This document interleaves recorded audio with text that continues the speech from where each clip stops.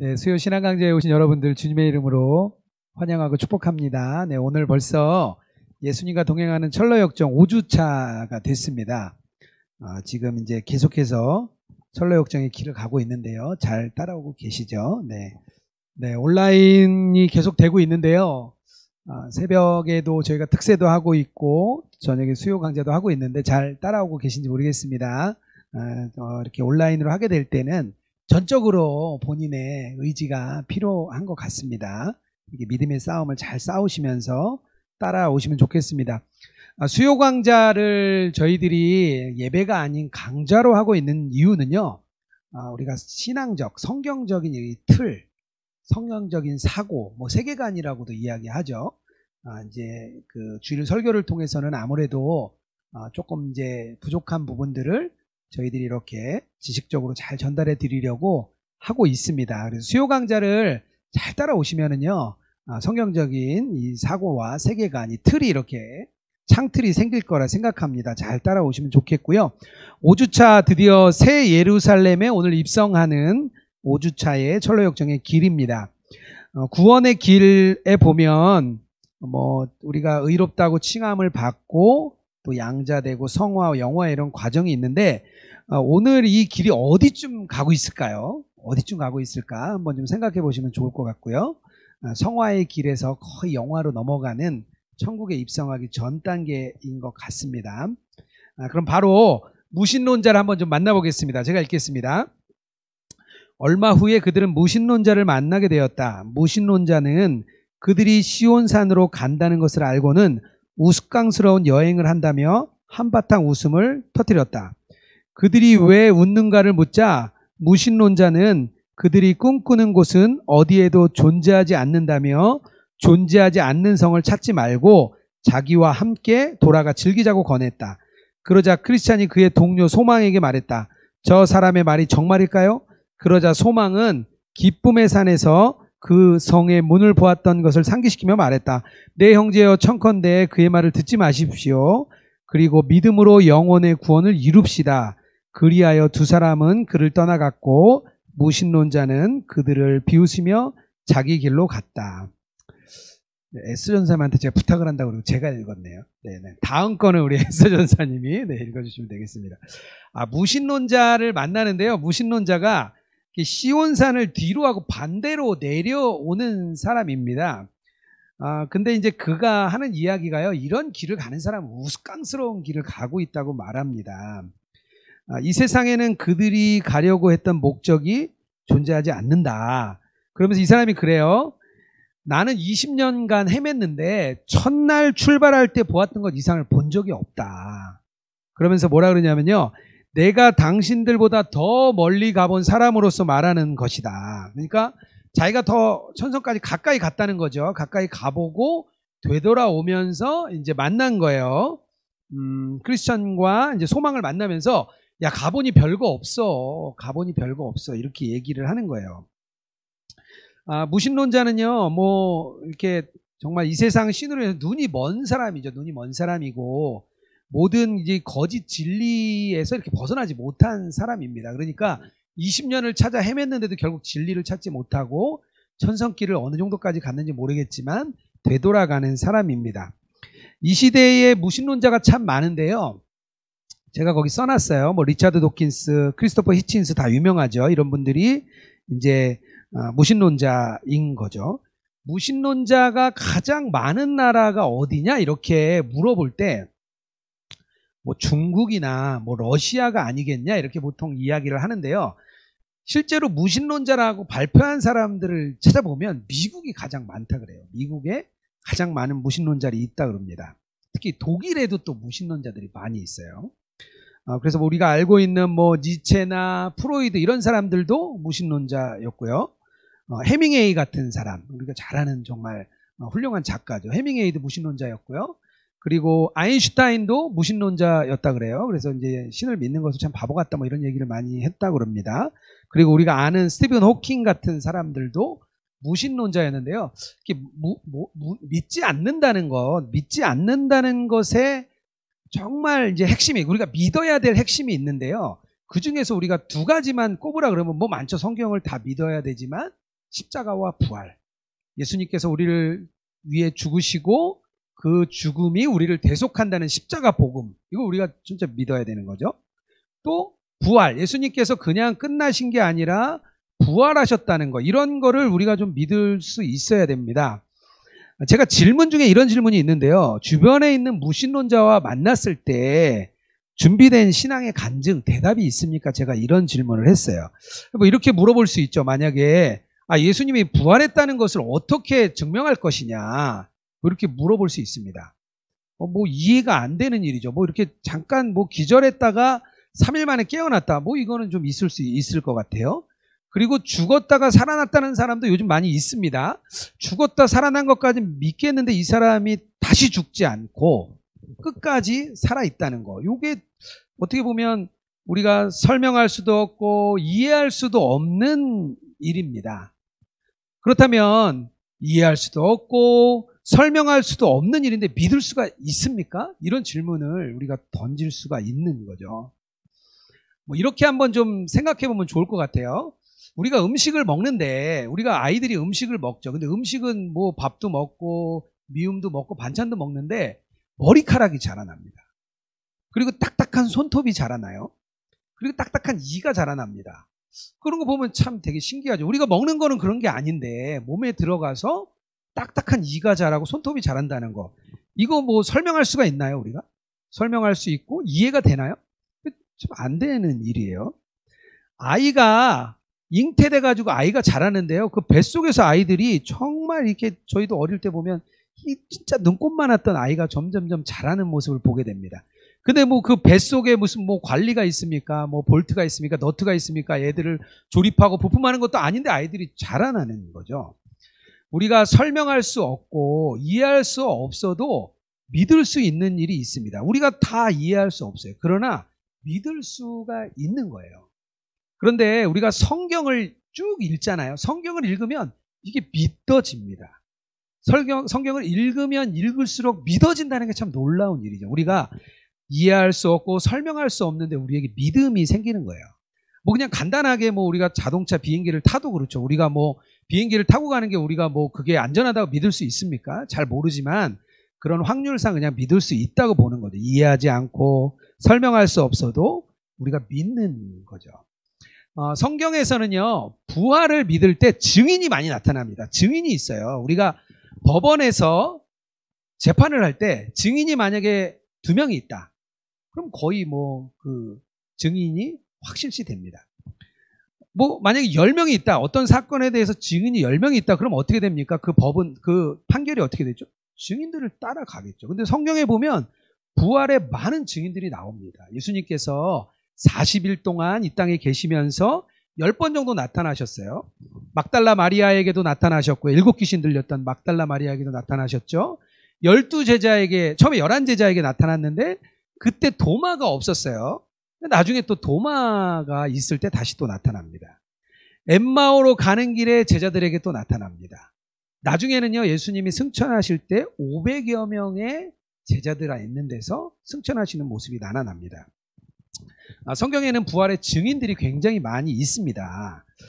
이런 십자가와 부활, 믿음의 핵심인데요. 무신론자들은 생각해요. 성경도 믿지 않습니다. 창조도 부정합니다. 하나님이 이 땅을 심판한다는 것도 부정하죠. 성육신 당연히 부정하죠.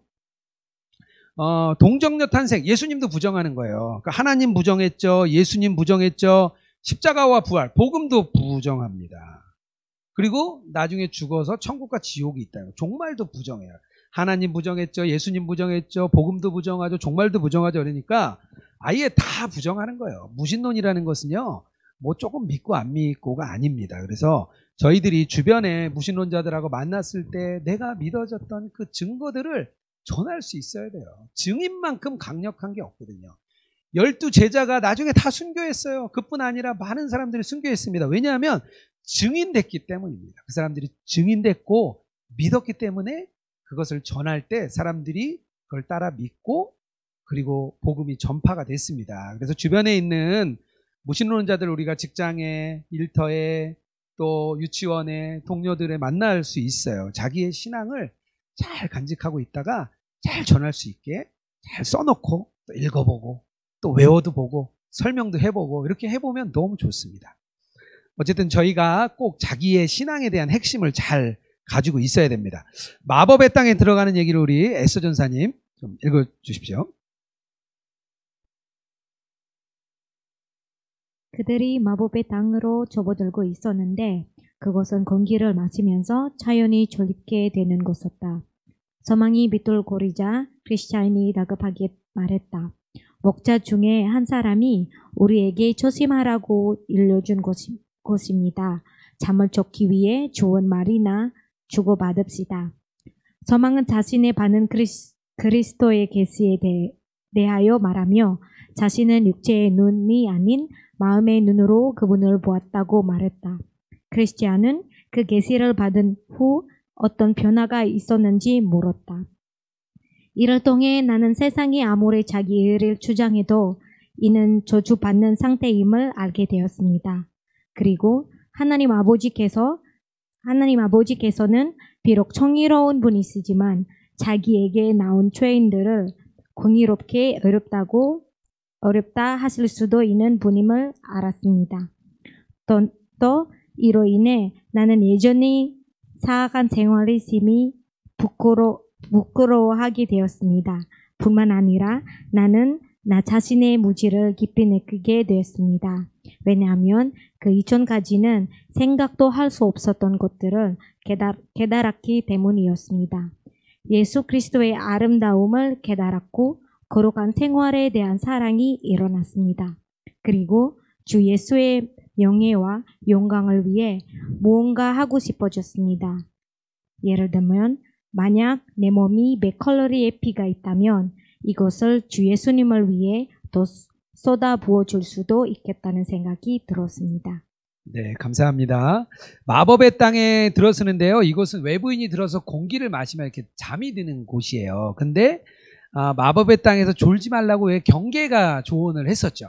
그러니까 이 사람들이 이제 둘이 크리스찬과 소망이 생각했습니다. 그래서 어떻게 하죠? 서로 이야기를 주고받아요. 이야기를 주고받는다는 건요, 이게 영적인 교제가 있다는 이야기입니다.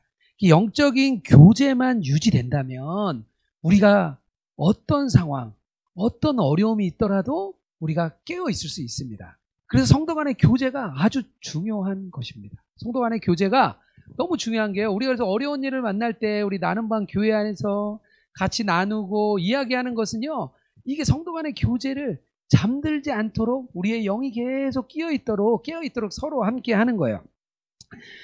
소망의 회심이 간증이 있습니다. 쭉 소망이 어떻게 회심했는지 쭉 이야기가 나오는데요. 그게 구원의 여정이라고 보시면 될 것 같습니다. 처음에는요, 소망은요, 전혀 죄의식이 없었어요. 죄의식이 없었던 인물입니다.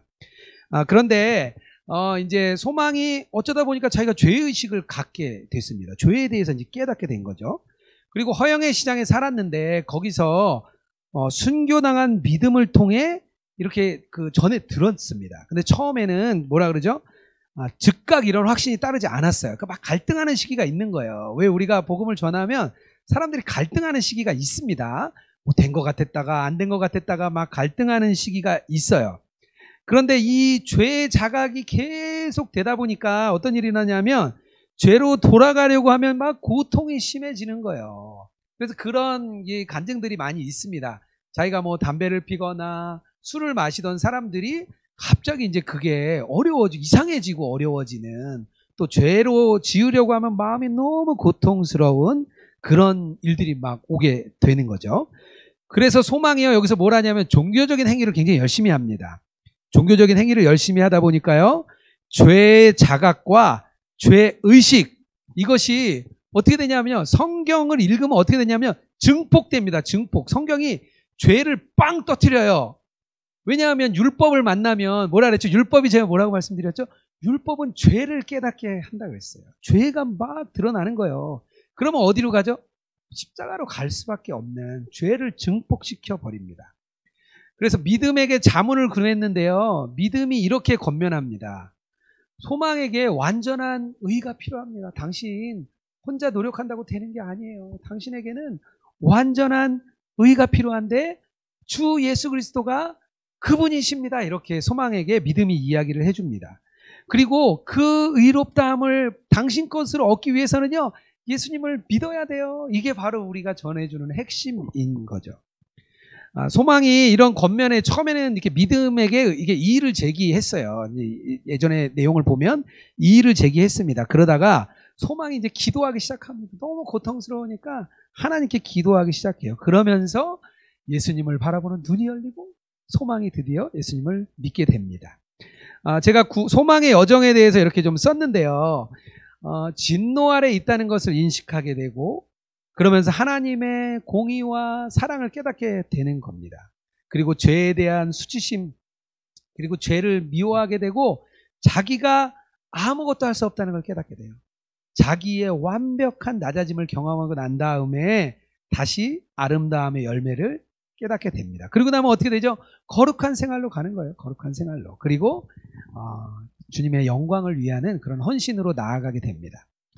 만약에 나의 신앙 중에 이렇게 철저하게 낮아짐이 없이 그저 하나님 너무 좋고 교회도 좋고 그냥 다 좋아요 그런 분에게는 죄송하지만 자기 죄에 대한 자각, 자기가 죽는 정말 십자가에 자신도 예수님과 함께 못 박히는 그런 회개의 경험이 꼭 필요합니다. 우리 예수동행교회 성도님들은 다 이런 경험을 했으리라 믿습니다. 이렇게 다른 분들을 만나고 전도하고 이제 초신자들이 왔을 때 이 구원의 서정을 잘 알면요 그에게 막 건면해 줄 수 있는 거예요. 앞으로 더 소망이 있어. 믿음이 정말 이렇게 순교하는 과정에 감옥에 갇혔는데도 소망에게 이렇게 전함으로 인해서 소망이라는 열매가 싹이 튀었거든요. 그래서 이제 우리 성도님들도 이런 내용들을 잘 구원의 여정을 잘 알았다가 건면해 주는 그런 은혜가 있으면 좋겠습니다. 다시 만난 무지에 대해서 우리 신종현 전사님, 네, 멋진 목소리로 읽어주십시오. 그때 꿈에서 소망이 고개를 돌려 무지가 뒤따라오는 것을 보았다. 그때 크리스찬에게 말했다. 보세요. 저 멀리 뒤에서 그 젊은 친구가 빈둥거리며 오네요. 크리스찬이 무지에게 물었다. 지금 하나님과 당신 영혼 사이의 관계는 어떠합니까? 무지가 자신감을 내세우며 말했다. 하나님과 천국이 있다는 데 동의하기 때문에 좋으며 위안이 됩니다. 그리고 나는 하나님과 천국을 위해서 모든 것을 버렸습니다. 그러자 크리스찬이 의아함을 감추지 못하고 물었다. 그런데 당신은 어떻게 자신이 하나님과 하늘나라를 위해 모든 것을 버렸다고 생각하게 되었습니까? 내 마음이 그렇게 말했습니다. 제자가 이르기를 자기의 마음을 믿는 자는 미련한 자라 하였습니다. 그러나 내 마음과 생활은 잘 일치됩니다. 그러므로 나의 소망은 든든한 근거를 갖고 있다는 것이죠. 누가 당신의 마음과 생활이 잘 일치된다고 말했습니까? 내 마음이 내게 말해주었습니다. 크리스찬은 잠시 생각에 잠기더니 반정적으로 말했다. 내가 도둑인지 아닌지 내 친구에게 물어보라고만 한다더니 당신 마음이 당신에게 그렇게 말했다고요? 이 문제에 관한 증거는 오직 하나님의 말씀만이 하실 수 있는 것이요. 다른 것들의 증거는 아무 소용이 없습니다. 그러나 무지는 크리스찬의 말에 동의하지 않으며 두 순례자에게 먼저 떠나라고 요구했다. 네, 여기서 보면 크리스찬이 질문을 많이 합니다. 질문을 계속 던지죠. 크리스찬이. 왜 질문을 던질까요? 배웠어요. 자기도 이제 아름다운 집에 갔을 때 뭐 이렇게 갈 때마다 자기에게 질문을 막 던지잖아요. 거기 있는 분들이 크리스찬에게 질문을 했습니다. 그래서 크리스찬도 배웠어요. 이제 질문을 합니다. 자기도 만나는 사람에게 질문을 해요. 목사님들이 이렇게 가정에 신방을 하면 질문을 합니다. 집사님, 권사님 요즘 어떻게 지내세요? 이렇게 질문을 합니다. 근데 대부분은 뭐라 그러시죠? 잘 지냅니다. 이렇게 보통 이야기를 합니다. 잘 지낸다는 거죠. 근데 이렇게 물어볼 때 사실은 좀 솔직하게 자기의 마음을 이렇게 이야기하면 좋습니다. 질문을 통해서 그 질문에 답할 때 자기 자신의 내면이 이렇게 드러나기 때문입니다.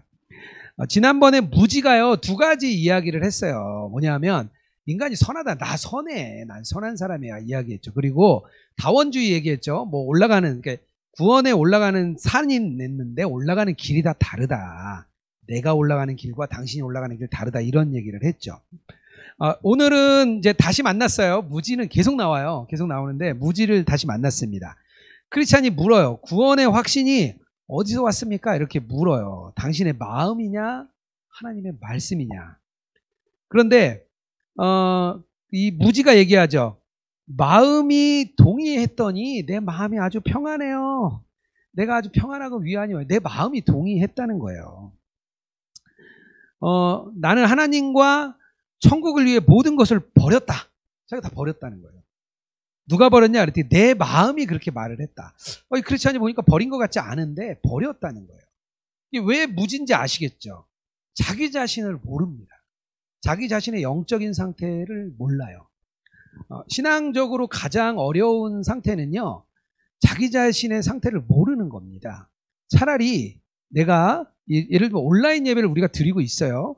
근데 온라인 예배를 드리는데 영적인 감각이 없는 분들은요, 편하고 좋아요. 그냥 좋아. 그냥 편하고 교회 안 가니까 너무 좋아요. 근데 만약에 예배를 드리면서도 뭔가 내가 지금 잘 드리고 있는 건가?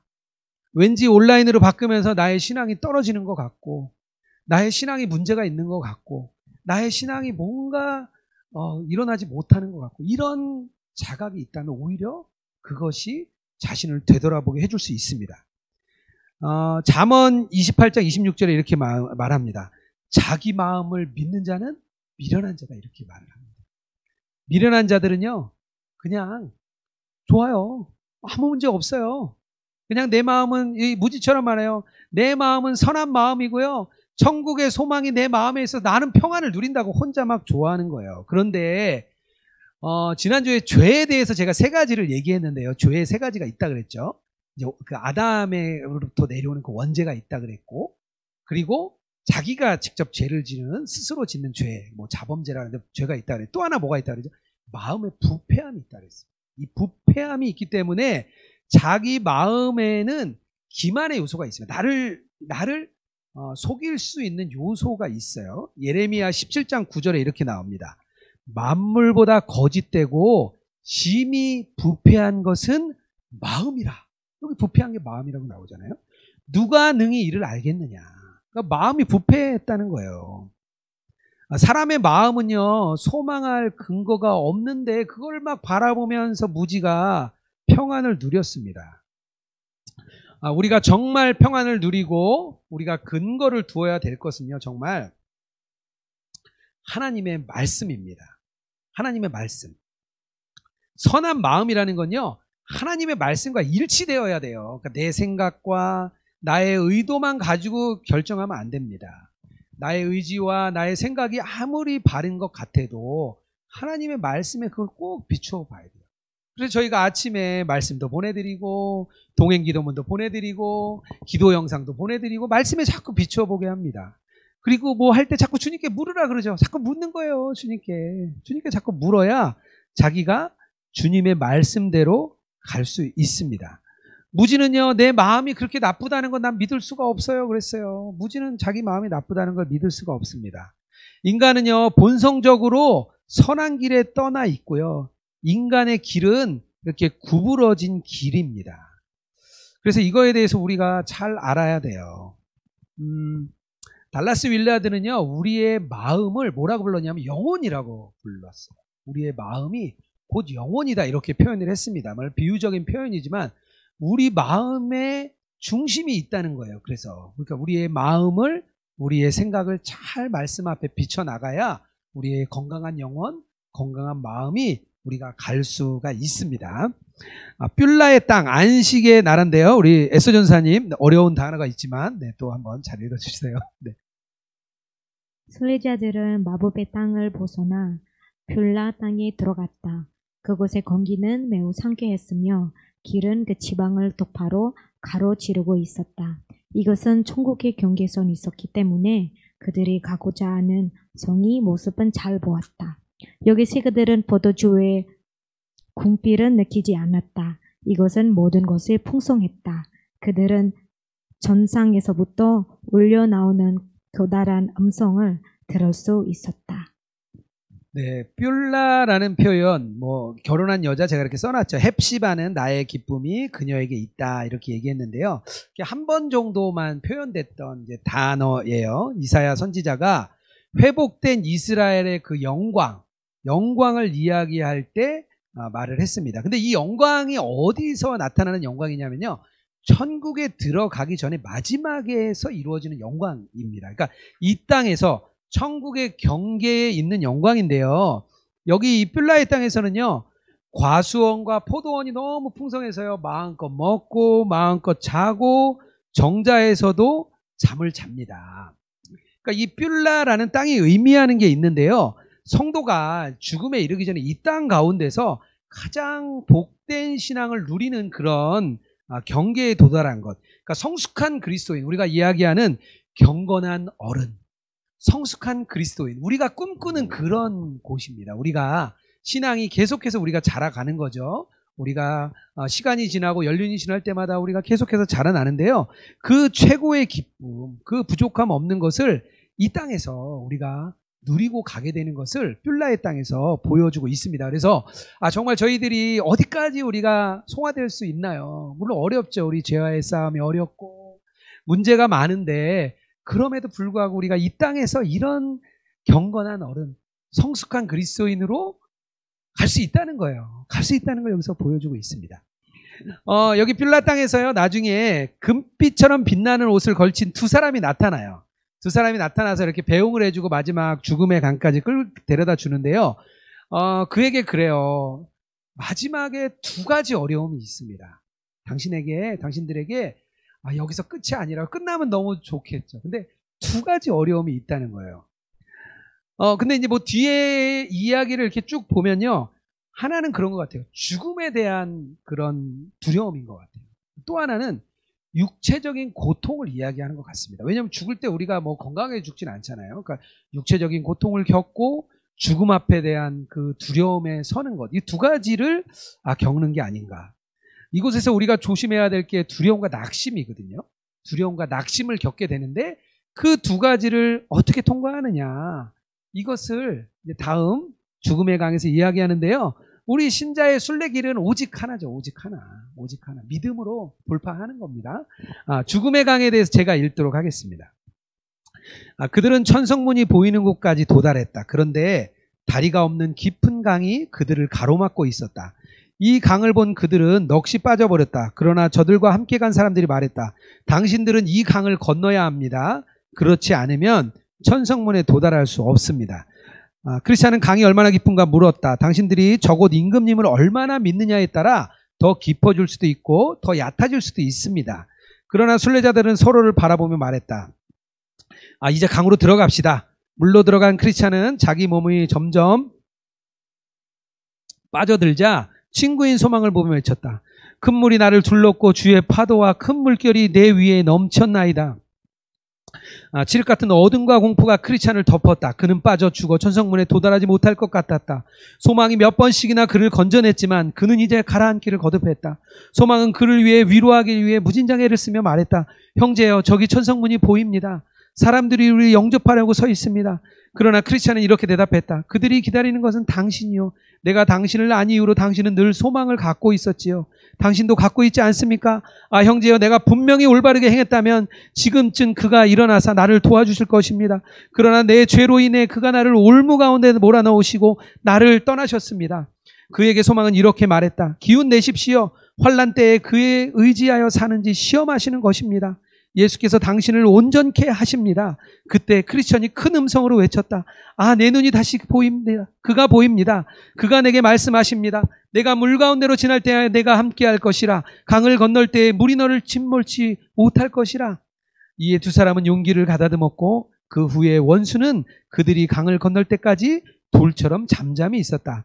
그리하여 크리스천은 곧 설당을 찾았고 나머지 강물은 아주 낮아져서 쉽게 강을 건널 수 있었다.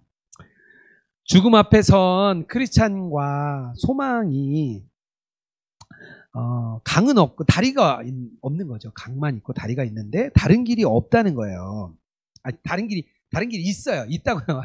죄송합니다. 다른 길이 있는데요. 그 길을 건너간 사람이 이때껏 2명밖에 없어요. 이 누굴 것 같아요? 죽지 않고 천국에 가는 에녹과 엘리야 두 사람은 지나갔어요. 두 사람은 지나갔는데 그런데 2명 외에는 아무도 그 길로 가는 것이 허락되지 않았다고 합니다. 크리스찬은 이제 낙심했어요. 그래서 이거 얼마나 깊습니까? 그랬더니 두 이제 빛나는 옷을 입은 분이 그러죠.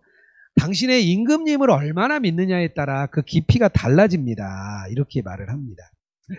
성도들은요, 죽음을 결국에는 지나서 천국의 영광과 구원의 그 완성으로 들어갑니다. 완성으로. 죽음은요, 형벌로서의 죽음이 있습니다. 왜냐하면 우리가 그렇게 뭐 이야기하는 신학자도 있어요. 우리가 구원받을 때 영은 구원받았지만 육체는 구원받지 못했다. 이렇게 극단적으로 얘기하는 신학자도 있습니다.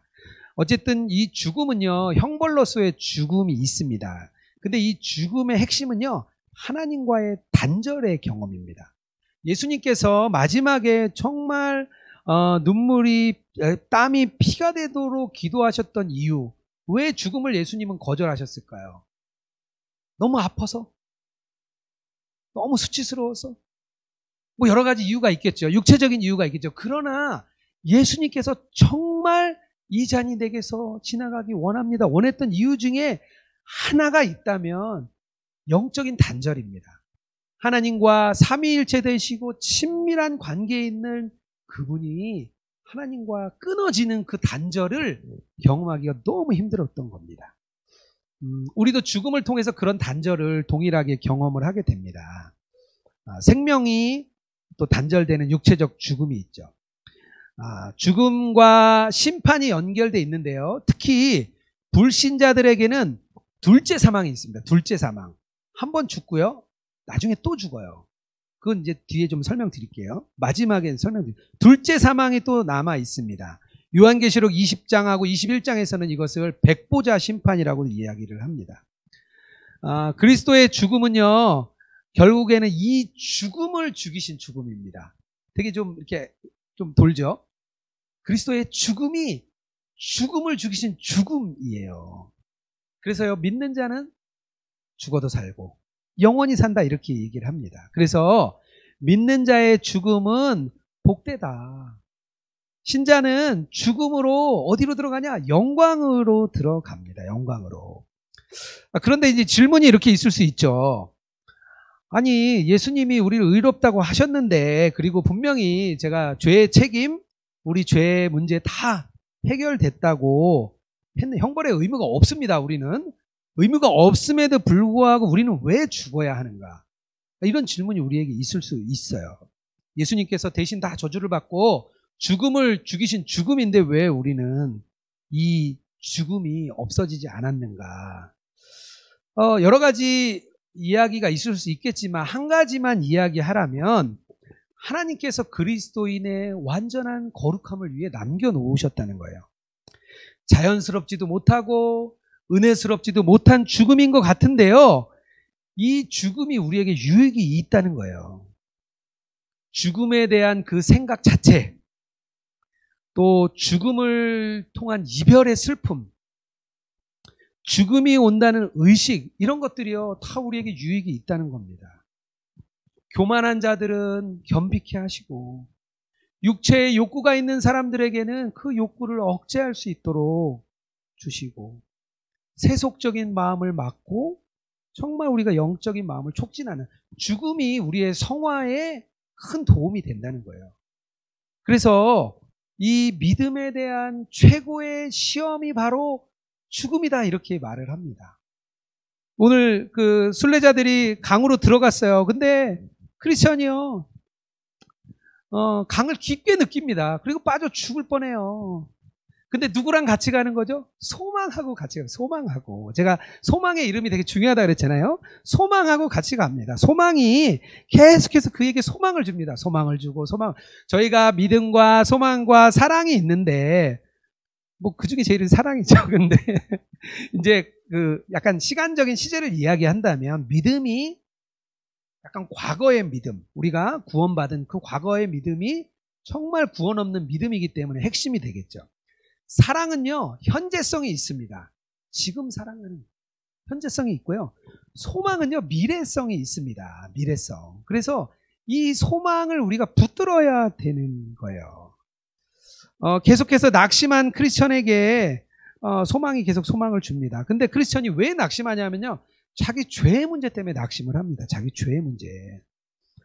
그리고 자기 죄로 인해 그가 나를 올무 가운데 넣으신다. 하나님께서 내 죄 때문에 나를 거두시지 않고 결국 나의 죄값을 치르시는구나, 이렇게 이야기하는 거예요.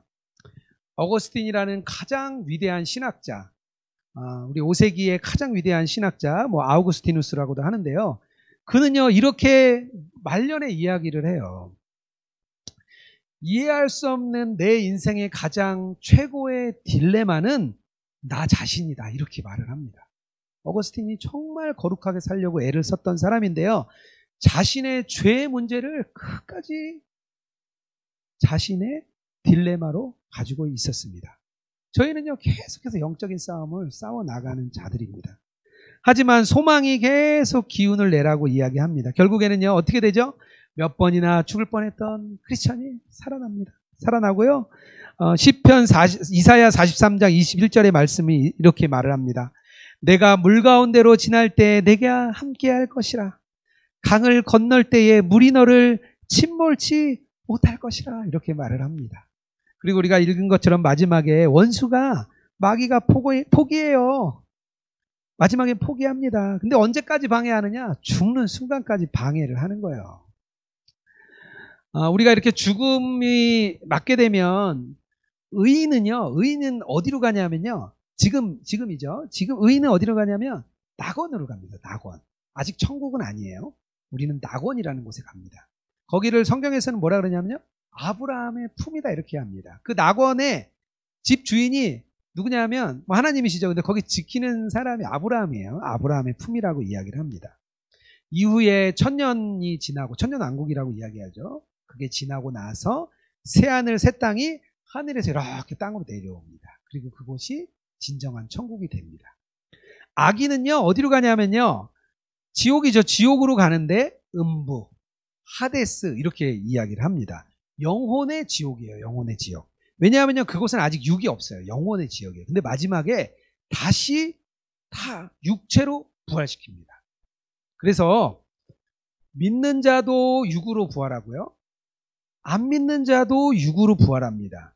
그래서 그 육으로 부활한 대표가 누구냐면 예수님이에요. 예수님. 그래서 성경에서는 뭐 영어로는 바디라고 얘기해요. 바디. 부활체라고 표현하는, 부활한 몸인 거죠. 부활한 몸. 예수님이요, 부활하셔가지고 어떻게 했냐면요, 이렇게 막 벽도 지나가셨죠. 벽도 지나가고 하늘로도 올라가십니다. 또 이렇게 드세요. 같이 베드로와 같이 떡을 긋고 생선을 같이 드세요. 참 특별한 그런 이제 몸인 거죠. 악인도 부활을 해가지고요, 그 다음에 어디로 가냐면요, 영육의 지원이라고 합니다. 영혼과 육이 같이 지옥으로 가는데요, 성경에서는 거기를 게한나라는 표현이 있습니다. 그래서 조금 다릅니다. 지금 우리의 천국과 지옥, 진짜 성경 요한계시록에서 얘기하는 마지막에 천국과 지옥이 좀 다릅니다. 그 영원한 지옥에는요, 영원한 불못이라고도 이야기하고, 후회하고, 자책, 고통, 기갈, 난폭하고, 하여튼 영원한 고통이 있는 곳이에요. 저희 아이들이, 제가 우리 아이들한테 천국과 지옥이 있는 걸 믿냐 그랬더니 이렇게 되게 이렇게 가볍게 이야기를 하더라고요. 그래서 제가 지옥을 보여주겠다 그랬어요. 그때 애들이 막 비웃는 저한테 어떻게 지옥을 보여주냐고. 그래서 제가 가스레인지를 켰습니다. 가스레인지를 켜고 손을 대봐라. 근데 애들이 뭐 못 대죠. 지옥이라는 거는 이런 뜨거운 데서 계속 있을 수 있는 데야. 그만큼 지옥은 위험한 곳이고 뜨거운 곳이고 너희들이 생각도 할 수 없는 곳이다. 제가 이렇게 좀 교육이 됐는지 모르겠어요.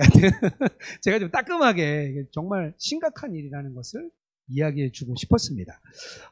우리가 갖고 있는 이제 개신교, 우리 성경에는 가지고 있지는 않지만 마카비서라는 게 우리 천주교에는 있습니다. 근데 마카비서에 연옥이 나와요. 그래서 연옥은 완전히 성화되지 못한 사람들이 잠깐 갔다가 그곳에서 불의 시련을 받고 다시 천국으로 간다고 이렇게 카톨릭에서는 이해를 하고 있습니다. 그래서 루터 시대에 면죄부를 팔 때 자기의 죄의 책임을 면해주는 것뿐 아니라 먼저 죽은 아버지 어머니의 죄의 책임도 면제해 준다고 얘기를 했어요. 그래서 돈이 짤랑 떨어질 때 그 영혼이, 연옥에 있는 영혼이 천국에 간다, 이렇게 얘기를 했습니다.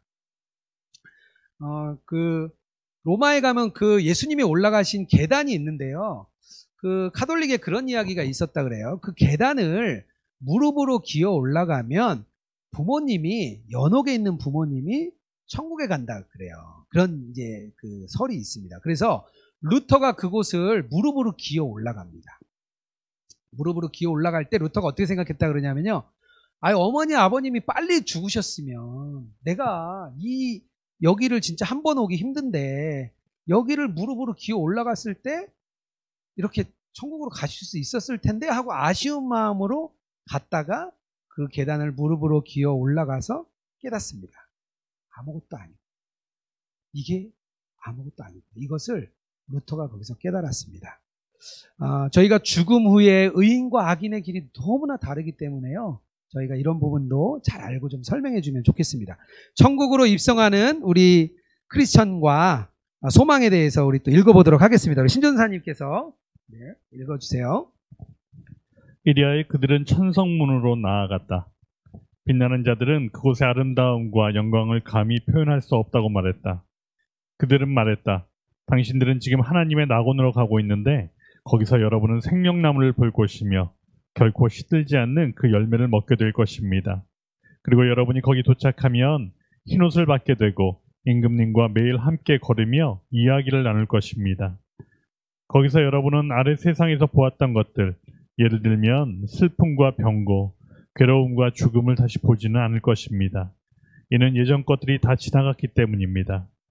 그들이 천성문을 향해 나아가는데 보니 한 무리의 천군들이 그들을 맞으러 나왔다. 또 빛나는 자들이 그 천군들에게 말했다.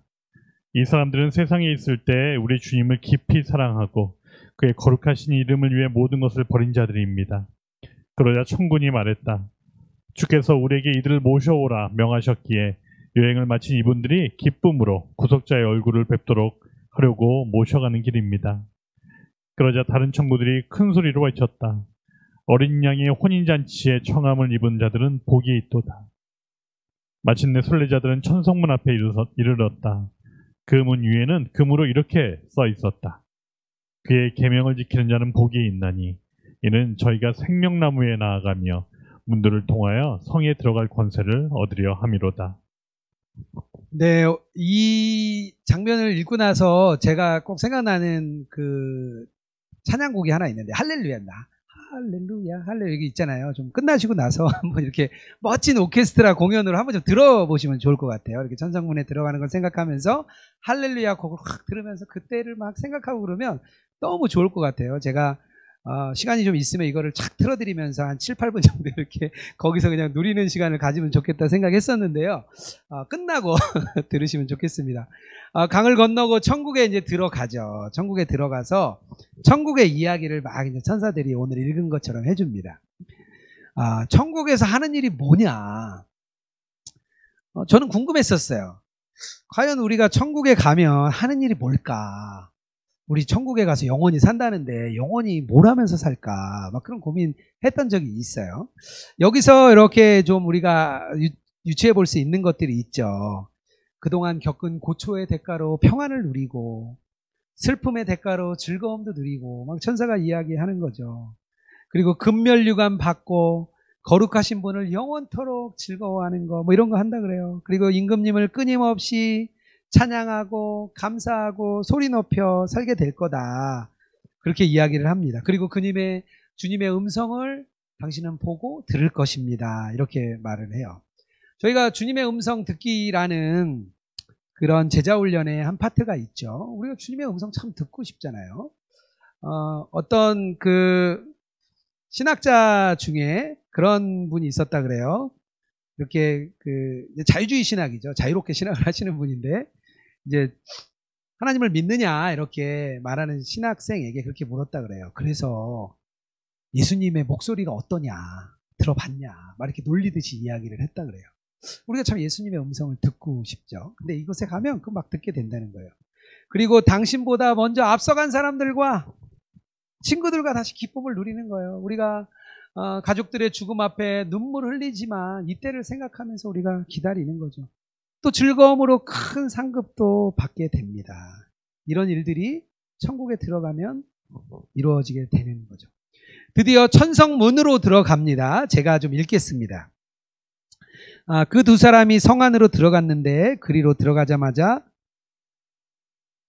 그들의 몸은 변화되었고 의복은 황금같이 빛났다. 또 사람들이 수금과 면류관을 가져와 그들에게 주었다. 수금은 찬양하는 데 쓰는 것이고 면류관은 영예의 상징이었다. 대문이 활짝 열려 내가 안을 들여다보니 성은 마치 태양처럼 빛났다. 또한 거리는 금으로 포장되어 있었고 그곳을 거니는 사람들은 머리에 금 면류관을 쓰고 손에는 종려나무 가지와 노래하는 데 쓰는 황금 수건을 들고 있었다. 이후에 문이 닫혔는데 그곳을 들여다본 나도 거기 들어가 살고 싶은 생각이 간절해졌다. 천성에 들어가는데요. 천성문에 보면 거기 길이 뭘로 되어 있냐면요. 금길이에요. 금길. 우리가 왜 아스팔트를 만약에 집에다가 이렇게 쌓아놓는 분이 있을까요? 뭐 아스팔트를 이렇게 길에 있는 걸 이렇게 한 줌 떠다가 이게 너무 귀하니까 우리 집 거기 장롱 속에다 이렇게 넣어놓는 사람이 있을까요? 없죠. 금은 넣어놓죠. 근데요, 천국에서 금은요, 바닥재료예요, 바닥재료. 금이라는 거는 바닥재료예요. 그래서 하나님께서 그런 거 보는 거 돌같이 하는 거예요, 우리가. 바닥돌 같이 보는 겁니다. 우리가 천국을 바라보면요, 눈앞에 있는 것들이 그렇게 아무것도 아닌 게 볼 수 있는 겁니다. 순례자들이요, 증명서를 드디어 보여줍니다. 그냥 가지 않아요. 증명서를 보여달라 이렇게 딱 이야기합니다. 그랬더니 그때 소망과 크리스찬이 증명서를 이렇게 딱 보여줍니다. 그랬더니 의로운 나라로 들어오게 할지라 이렇게 이야기를 합니다. 제가 읽지는 않았는데요. 무지가 또 나와요. 무지 참 대단합니다. 무지가 강가까지 갑니다. 무지는 강까지 왔어요. 근데 강을 건너야 되는데 강이 이제 뭐 깊잖아요. 다리도 없고. 그런데 배가 있어요. 배를 이제 뱃사공이 있는데 누구냐면요. 헛된 소망입니다. 여기 헛된 소망이 또 나와요. 헛된 소망이 보트로 그를 건네줍니다. 뭐 무지 대단합니다. 하여튼 천성 문 앞에까지 보트 타고 또 편하게 건너갔어요. 건너갔는데 문제는 뭐냐 하면 문을 막 두드렸어요. 그랬더니 사람들이 묻죠. 당신은 어디서 왔으며 무슨 일로 왔습니까? 그랬더니 이 무지가 그러는 거예요. 나는 임금님 앞에서 먹고 마시고 그는 우리 거리에서 저는 사람들을 가르쳤습니다. 누가복음 13장 생각나시죠? 그렇게 이야기를 했어요. 그랬더니 거기서 뭐라 그러냐면 증명서를 내놔. 가지고 있는 증명서를 내놔. 그랬는데 무지가 없는 거예요. 성문에까지 갔는데 무지는 증명서가 없습니다. 왕은 그를 결박해서 밖에 던지도록 명령을 했습니다. 아마 죽음의 강도 무시하고 끝까지 갈 수가 있어요. 어떤 사람은 너무 평안하게 죽는 것 같아요. 정말 나쁜 놈인데 평안히 죽는 것 같아요. 이 땅에서 심판이 다 이루어지면 좋겠지만 이 땅에서 심판이 이루어지지 않습니다. 악인도요 아주 평화로운 죽음을 맞이할 수 있습니다. 어떤 분이 이렇게 제자훈련할 때 나보다 악질인 사람 있습니까? 이거 쓰는 거 나오죠. 회개할 때. 그거 누구 써야 되죠? 나보다 악질인 사람 봤습니까? 그럼 누구 써야 되죠? 누구 쓰면 안 되는 거죠. 날 써야 되죠, 나. 근데 어떤 분이 이렇게 썼다 그래요. 이렇게 뭐 김정일 이렇게 김정은 이렇게 썼다 그래요. 자기보다 나쁜 사람 생각해 보니까 북한의 김정은이라는 거예요. 편안하게 죽는 것 같은 거예요, 악인이. 하지만 마지막에 이렇게 됩니다. 이런 비참한 운명을 보게 됩니다. 이 두 사람은 크리스천과 소망은 성 안으로 들어가는데요. 그들이 변화돼요. 그들의 몸도 변화되고 의복도 변화되고 황금같이 또 빛났다 그래요. 이 황금같이 빛나다는 거는요. 영화를 이야기합니다. 영화. 우리가 계속 이야기했죠. 성화 다음에 영화라고 얘기했죠. 이 땅에서 우리가 몇 번 봤어요. 몇 번. 예수님이 이렇게 산에서 기도하실 때 모세와 엘리야가 내려왔을 때 잠깐 예수님이 막 빛나죠. 그런 빛나는 영광을 우리가 얻게 되는 겁니다. 이것이 구원의 완성이고 우리가 맨 앞에서 얘기했던 성화 다음에 그 영화를 여기서는 이렇게 표현을 합니다. 우리가 정말 목적지만 바라보고 가야 돼요. 그래서 마지막은 항상 소망과 함께 갑니다. 크리스찬이 많은 길을 소망과 함께 걸어갑니다. 하지만 좀 환난은 좀 많이 겪는 것 같아요. 정말 시련을 많이 겪지만 우리 순례길을 가는 자에게는 인내가 필요합니다. 인내함으로 달려가는 것이 필요합니다. 그런데요, 그 인내는요, 가만히 있을 때 인내가 생기지 않습니다. 인내라는 열매는요, 고난 속에서 맺어지는 게 인내의 열매라는 거예요. 이제 뭐 그런 사람이 있죠. 자기가 원래는 나 그런 사람이 아닌데 나 갑자기 오늘 화가 났는데 원래는 나 이런 사람이 아니야. 왜 그런 경우 있죠. 내가 평소에는 화를 안 내는데 내가 좀 오늘만 그런 거야. 근데 사실 그 사람은요, 화나는 경험을 만나보지 못했기 때문에 그동안 화를 안 낸 겁니다. 격발 포인트라고 하죠. 격발 포인트를 만나지 않았으니까 격발하지 않은 거예요. 우리가 고난의 선을 넘었을 때 우리가 인내를 가지게 됩니다. 그래서 우리의 영광이 이 땅에 있지 않고 미래에 있다는 거예요. 우리가 현실을 살아야 되고 현실 속에서 하나님 나라를 이루어야 되며 하나님의 통치 가운데 살아야 됩니다. 이것이 너무 중요하고요. 또 하나, 이것만 가지고 있으면요, 어떻게 보면 우리는 허망할 수도 있습니다. 단 우리가 미래의 소망을 같이, 이걸 소홀히 하면 안 돼요. 천국의 소망을 소홀히 하면 안 됩니다. 그래서 이 소홀히 안 되면 그 미래적인 그 소망을 가지고 있어야 됩니다. 그래서요, 이 땅에 하나님 나라는요, 현재지만 미래성이 있습니다. 우리가 현재를 산지만요, 미래를 가지고 현재로 오는 거예요. 그냥 이 땅은 이 땅이고 현재는 현재고 미래는 미래가 아니라 미래의 영광을 이 땅으로 갖고 오는 것이 우리가 하나님 나라를 사는 겁니다. 그래서 우리는요, 뭐 그렇게 표현을 해요. 이 땅에 나그네 된 백성이다. 이 땅의 백성인데요, 하나님 나라의 나그네 된 백성입니다. 천국에 가면 상급이 있느냐, 뭐 있다 그러죠. 그래서 상급에 대한 논의도 뭐 가불방론 많습니다. 상급이 있는 거냐 없는 거냐, 진짜 상급이냐 아니냐, 뭐 이야기가 많아요. 또 어떤 분들은 뭐 그렇게도 얘기합니다. 천국까지 갔는데 상급이 있으면 거기서 또 격차가 나눠지는 거 아니냐, 그럼 천국에 가서 좀 박탈감이 생기면 그게 천국이냐, 뭐 이렇게 이야기하는 사람도 있어요. 근데 성경에서는 분명히 상급이 있다라고 말을 합니다. 모르죠. 우리가 생각하는 물질적인 상급인지 아니면 정말 우리가 알 수 없는 상급인지 모르지만 상급은 있다고 이야기를 합니다. 저도 상급이 있다고 믿어져요. 그 상급이 뭘까? 그냥 제 개인적인 생각에, 이게 맞는 건 아닙니다. 그냥 개인적인 생각에는 이게 나중에 천국이 이게 요한계시록에 내려오거든요. 이게 문자 그대로 천국이 이렇게 내려오는데 굉장히 크고 넓은데요. 상급이 하나님과 굉장히 가까운 거리가 아닐까. 지근거리. 하나님을 더 가까이서 보는 게 상급이 아니고, 우리가 생각하는 물질적인 게 아니라 하나님과 더 가까이 있는 거, 그것이 상급이 아닐까, 제 개인적인 생각을 가져봤습니다. 아담 이후에 모든 사람이 나중에 다시 부활을 하게 됩니다. 요한계시록에 가면 아까 말한 대로 부활하게 됩니다. 악인들도 영원한 형벌을 받기 위해서 부활합니다. 근데 그 몸은 부끄러운 몸이라 그래요. 부끄러운 몸.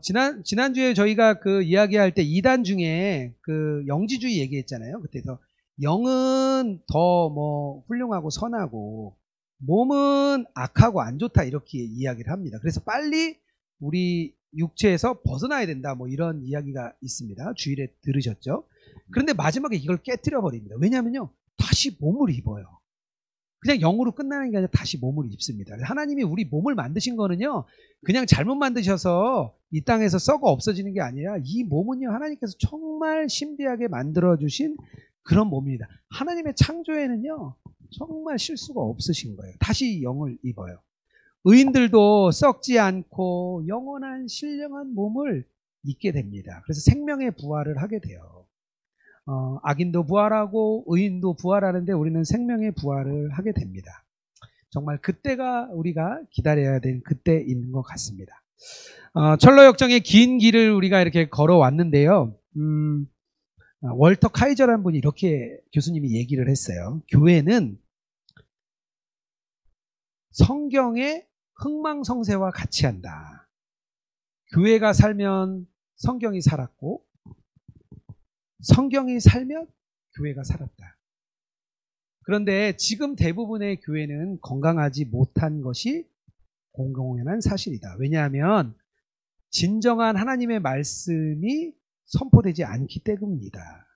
그래서 전 세계적으로 영적인 기근이 이 땅 가운데 빠르게 확산되고 있다, 이렇게 말을 합니다. 저희가 어저께 아모스서를, 우리 통독반에서 아모스서를 지나갔는데요. 아모스서에 그런 이야기들이 나옵니다. 우리가 영적인 기근이 오는 때가 온다. 우리가 찾고 싶어도 찾을 수 없는 그때가 온다고 말을 하고 있습니다. 성경이 살면 우리가 살고 교회가 살면 또 성경이 삽니다. 이게 교회와 성경은 하나로 묶여 있어요. 뗄래야 뗄 수가 없습니다. 아침마다 새벽에 저희가 동행기도문을 이렇게 보내드립니다. 그것으로 말씀을 읽고 묵상하고 말씀기도 하도록 이렇게 도와드리는 거죠. 성경 통독반이 열심히 돌아가고 있어요. 매일 다른 이모티콘을 올리시면서 지금 구약이 거의 끝나가고 있습니다. 저희가 주일 예배 통해서 우리가 은혜를 누리고 있어요. 예배 때마다 은혜를 하나님이 얼마나 부어주는지 모릅니다. 우리 교회가 살아나기 위해서는요, 같이 이렇게 성경의 말씀이 살아나야 됩니다. 정말 이런 말씀이 우리 안에 살아나는 우리 예수동행교회 교우들이 되기를 주님의 이름으로 축복합니다.